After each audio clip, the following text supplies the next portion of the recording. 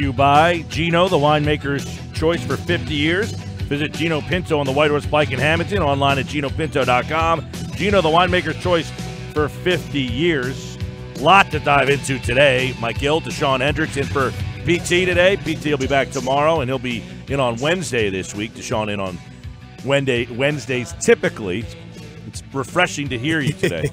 I'm on the Monday, and it feels good to be here on a Monday because it's fresh off of the Eagles and a lot of news to talk about. So let's get into it. By the way, speaking of Monday, it's Ozzie and Krause tonight. They're giving away a countdown to kickoff prize pack, Love those which guys, includes Eagles-Bears tickets, stadium parking, and a whole bunch more.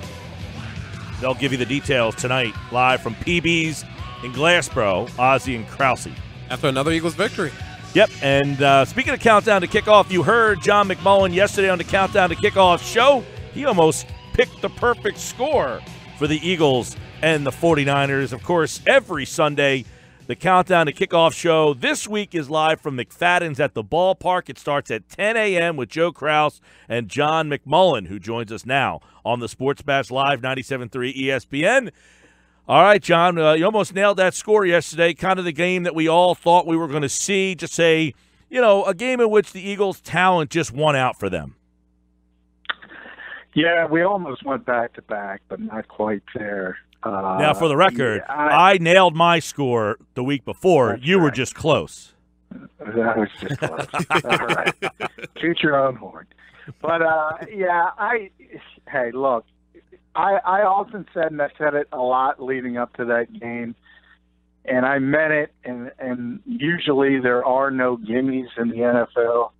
That was as close to a gimme as you were going to get. And when the San Francisco 49ers decided to move forward with C.J. Beathard, they didn't have a chance.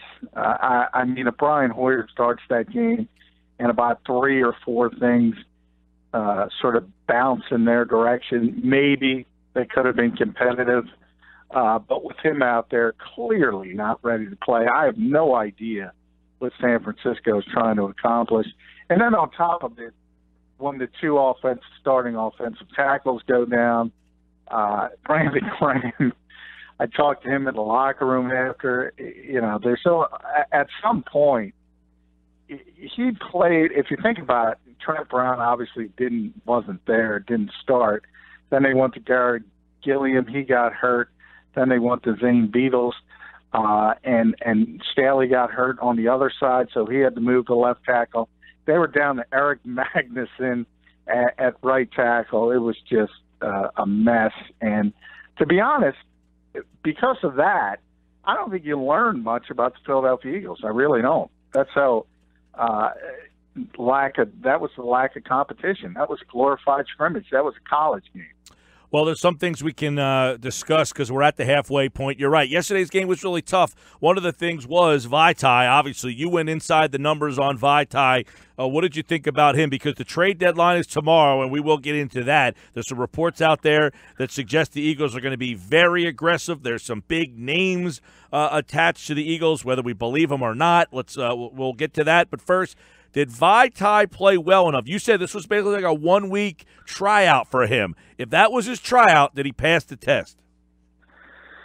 I think he did. I think he passed the most important test, and that was as a pass blocker. He held up very well. He really only had one issue in the entire game. He got beat pretty badly on one play by Ledger Duzabel, and I'm excited I get to say that name. I love that name, but that was really the only mistake he made as a pass protector in the entire game, and that's pretty good for a left tackle in this league against anybody, even though the competition wasn't that great. On the other hand, as a run blocker, he did not perform very well. But I think if you sort of gathered up the concerns about Vaitai coming into the game, the bigger concern was obviously protecting Carson Wentz's blind side. From that standpoint, he was tremendous. And if he plays like that every week, you're going to be very, very happy. The question is, and that's what I brought up earlier, I don't know how much you learn from this game because of the lack of competition from the opponent. So if you're Howie Roseman, you got the trade deadline tomorrow. Are you making left tackle calls? Are you making left tackle calls for more depth, or are you happy with what you have? Well, I mean, you only have another. You only have literally. It's 10 after 4 right now. You have less than 24 hours to make this decision now. Yeah, I to be honest, I think you can move forward with Vaitai and be fine. I'm more concerned about the depth from there. If you have another injury, remember, we talk about it. This is the best team in the NFL right now. They're 7-1 at the midway point. We talk about injuries, but everybody has them. You can run down the list, starting with Aaron Rodgers, J.J. Watt, Odell Beckham Jr., Whitney Merciless, on and on and on. Star players. So, yeah, it's very impactful when you lose a Jason Peters, but that doesn't mean you have to sort of be chicken little and say the sky is falling. And I think it would be a mistake for this team to sort of mortgage its future even further, because remember, one of the issues with trading is you not only have to give something up, you have to pay money. And if you're talking about a big-time player, whether it's Joe Staley, that's out the window because of the broken orbital bone. Dwayne Brown, remember why he held out in Houston? Because he wasn't happy with his contract, which, by the way, is a very good contract, but he didn't have any good guaranteed money. If you're talking about Cordy Glenn in Buffalo, maybe because of his age, that's the one guy I would entertain. And the second part is you have to come to the, end game that Jason Peters isn't going to come back. And that's very possible. You're talking about a 35-year-old guy who in the past has had Achilles problems. Now you're talking about a torn ACL as well as a torn MCL. So if the Eagles feel that way, yeah, maybe you go out and get a Cordy Glenn. I can't see bringing in a Dwayne Brown or anybody at that stage of their career with that reputation at that money when you have a guy like Vaitai who has promise. And this is what the NFL is. You got to get through certain injuries. Everybody has certain injuries. And to this point, the Eagles have done a good job getting through most of them. So, John, you wrote a story on our website, 973ESPN.com, about Calvin Johnson and basically how it's not going to be a Megatron for the Eagles. Chris Mortensen came this morning and basically broke the port and said that, yes, they are interested. But you write, why upset the apple cart on the formula that you got to 7-1 in the first place? Do you see this being a real possibility, especially now with Mort coming out and kind of repeating what was said yesterday? No, because that's exactly what Mort did. And Mort actually, on one interview, admitted it was basically taken word for word the Schefter report. Here's the deal with Calvin Johnson. I mean, the guy makes $16 million a year. The contract tolls over. It's not a new contract. So not only do you have to bring that money into your organization, you got to do it at this point of the season where obviously you're filled, and we all know the Eagles don't have a ton of salary cap space. And you have to work out compensation with the Lions. And remember, you don't have a second-round pick next year. You don't have a third-round pick next year. And on top of that, then you got to negotiate with Johnson and say, okay, is this going to be 1 year? Is this going to be 2 years? Are you going to walk away? Do you want your entire contract with it? I think there was $60 million left on it when he walked away. If Howie Roseman pulls this off, and not to say he wouldn't improve, obviously he would improve this team. You're talking about one of the all-time great receivers in NFL history. And even with the 2-year layoff, that kind of freakish athletic ability you can't really duplicate, and certainly they don't have it here right now. So from a pure football standpoint, could he eventually help? Of course. But we also remember we are 8 games into the season. He hasn't played in 2 years. Do you think he's going to step onto a football field and be the same Calvin Johnson? You've seen Marshawn Lynch out in Oakland after 1 year. How's that worked out? Just because somebody's a big name doesn't mean it makes sense And even though the Eagles' window is open, and it is, and even though Howie Roseman likes to make trades, maybe more than any other general manager in this game, and he does, Calvin Johnson's not coming here. And now that you mentioned that, I mean, the Eagles really don't need another receiver. I mean, their offense is kind of predicated on spreading the football around. You would think that offensive line and linebacker would be the names that you would hear coming up on tomorrow's deadline, right? Yeah, I mean, if you look at Detroit and you look at Matthew Stafford, and he kind of said the same thing. In a lot of ways, people were panicked in Detroit when Calvin walked away at the apex of his abilities, and they actually had a better offense for that exact reason, because they spread the football around. Calvin's not a bad guy by any stretch of the imagination, but when you have a talent of that spectacular ability, what do? You kind of lean on it. So if it's 3rd and 10, we got to get the ball to Calvin Johnson. We got to force the ball. We got to make sure he gets involved. He's going to bail us out. Things of that nature. Whereas if you don't have that Hall of Fame talent, and you do just have a lot of good football players like the Eagles do, well, you feel comfortable spreading the football around. So yeah, that could be one of those unintended consequences that if you brought a player like that in, it could affect the chemistry of what is shaping up to be a pretty special season. As far as the locker room stuff, that I don't buy into, because players are players.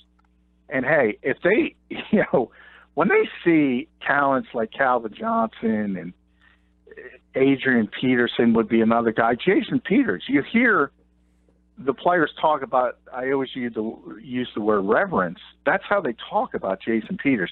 That's how they talk about otherworldly talent. So I don't think from a chemistry, from a locker room standpoint, it would impact them. They'd say, wow, we got this guy. We're going to win this thing. But from an actual football standpoint, I think, as I said, there could be unintended consequences. John McMullen's with us, 97.3 ESPN.com, Eagles Insider NFL columnist. And, John, there's a lot of other things today where you write about Torrey Smith losing some playing time. Break down the snaps there. If you don't bring Calvin Johnson in, they still might make a change at wide receiver. Yeah, I mean, they already have. Torrey's been slowly losing playing time as the season has worn on, because he just hasn't been effective and he hasn't produced. And that's not to say, I always point out, he has added things to the offense by his ability to stretch the field. He set up the first touchdown yesterday with the big pass interference call, but that was the second week in a row he was targeted one time, had no catches again.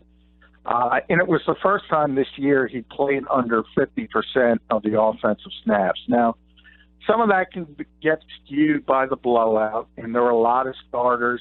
Carson even left the game late. Jason Kelsey had a snap streak that was about 3,500, and he left the game. So a bunch of starters ended up leaving late, so it could be skewed a little bit, but this has been going on for weeks, and he topped out against Kansas City in week 2. He almost played 90% of the snaps in week 2, and now he's down to 46%. So that tells you a lot. And both Marcus Johnson and Matt Collins had career highs in playing time against the 49ers, and I think that's going to slowly continue to go in that direction. I've been talking about it since the off season. People kind of brushed over the year Torrey Smith had in San Francisco because it was a disaster. Chip was there. Colin didn't play well. Blaine Gabbert played even worse. It wasn't a good situation for any receiver. However, if you looked at the film, if you looked at the tape, Torrey just wasn't good. And at some point, you have to say to yourself, maybe he's just descended as a football player and he's not the same guy he once was. And if that's the case, and I think the Eagles are coming to that conclusion, well, then you're going to start seeing more of Matt Collins, incrementally more and more. Hey, John, give us read the tea leaves on Darby today on his answers. The tea leaves sound like don't expect to see him until after the bye. Do you read that the same way? Not necessarily. I think you got to wait for Wednesday because Doug also said he's probably going to ramp up a little bit in practice. Remember, he's been in practice over the past 2 weeks, but he's been limited. Right. So I think if he starts on Wednesday and if he's a full participant, I think then he's got a chance to play. If it continues to be limited, I think, yeah, they'll probably give him that extra week. And again, as I mentioned last week when talking about it, I was pretty sure he wasn't going to play against the 49ers. Part of it has to do with the fact that this is so good. This team is so good, and they don't really need him on the field right now because Jalen Mills has stepped up, and Rasul Douglas, and Patrick Robinson has played well this season. He's in the concussion protocol, but I saw him walk into his car. He seems fine. I would be stunned if he missed Sunday's game against Denver. So you have all these guys who are holding down the fort just fine. There's no need to rush it with Ronald Darby, but it was similar to Fletcher Cox in Carolina when the Eagles had 11 days, and they could have rested him and given him that extra time to fully heal, but he was ready, and they played him. I think if Ronald is ready this week, they'll play him. But I think we'll see on Wednesday, and if you see that term limited next to his name, it's probably a good indication he's not going to play against the Broncos. All right. Alshon Jeffrey yesterday, that was really the first 50-50 ball. Just throw it up, let him kind of make a play. Do you think that we'll see more from Wentz and Jeffrey now? We're about 8 games. Well, we are 8 games in. Maybe, they're starting to click a little bit better. Although yesterday the targets wouldn't suggest that. I think yesterday Alshon had 8 targets, only had 3 catches. So there's still something kind of missing there. But at least it was good to see that throw down the field, Jeffrey go up, go get a ball, and then, afterwards what he did was pretty good. Yeah, first one, as you mentioned, really, first one of significance, and that was the strength of his game in Chicago. So that's been the one disappointment to me with Alshon to this point. And maybe it is a turn-the-corner moment, and maybe we'll start to see more of that in the second half. But they haven't been on the same page. Part of it is I didn't think that was probably Carson's worst game of the season as far as his performance. Some of that had to do with probably the changes on the offensive line, the weather, the pass rush the 49ers bought. They blitzed a ton, especially early in the game. Remember, Alshon was open for what would have been normally a touchdown, and Carson overthrown. So that's not Alshon's fault. But people killing Carson for that, too, have to realize that I think it was Solomon Thomas who was bearing down on him on that play and really gave a good lick. So all of that enters into it.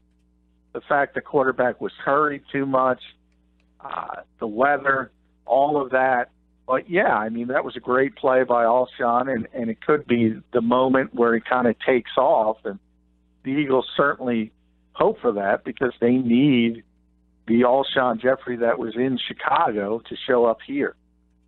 All right, John McMullen, 97.3 ESPN.com, covers the Eagles, of course, covers the league nationally. Get your take on yesterday's Dallas and Washington there. Looks like Washington's about out of gas. They're broken down. They're a beat-up prize fighter there, man. Almost feel bad for them. But were you impressed with Dallas enough to think that those 2 games with Philly down the stretch could really set up the storyline for the division?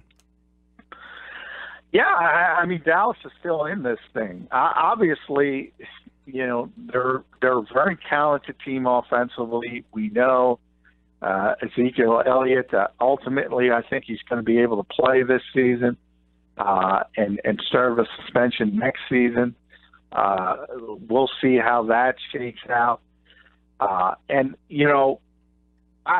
I'll say this, and I've said it from the start. I think the Eagles are the most well-rounded team in the division.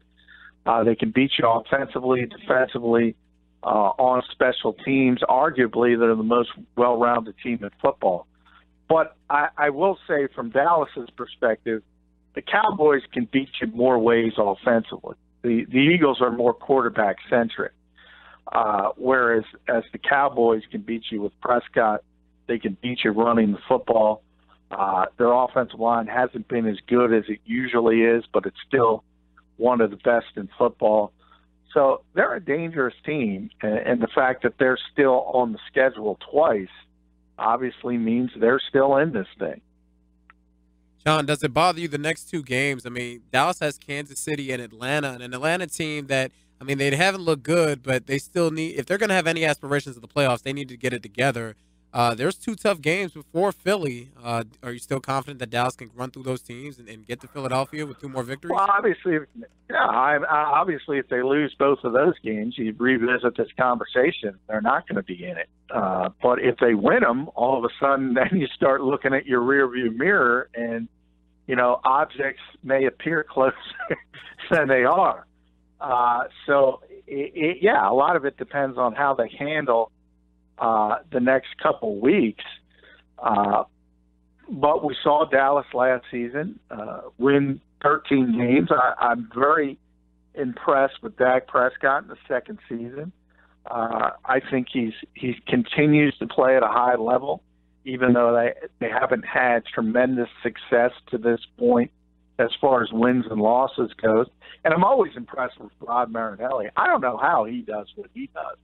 Because every year you look at the Dallas Cowboys on the defensive side of the football and say, how are they going to win football games? And then you get into the season, and they're pretty good. And this time it's DeMarcus Lawrence and it's David Irving. Jalen Smith is showing some life, coming back, tremendous talent from Notre Dame, had that horrible injury, totally revamped defensive backfield. Somehow this guy puts together competent defenses, and they're never great because they just don't have great talent, but it's always greater than the sum of its parts. So you have to give him a ton of credit. And, hey, if you're the Eagles, the Giants are buried. The Redskins are buried. That's the only thing that stands between you in the NFC East. All right, we got plenty more halfway through the season. Our rewind coming up here in about 6 minutes. John McMullen, 97.3 ESPN.com. Follow him on Twitter at JF McMullen. Eagles and Denver. You can catch the Countdown to Kickoff show this Sunday starting at 10 a.m. from McFadden's at the Ballpark. Johnny Mac, Joe Kraus will have all of the preview of Eagles-Broncos, who play tonight, by the way, here on 97.3 ESPN. Thanks, my man. Thanks, John. Hey, thank you, guys.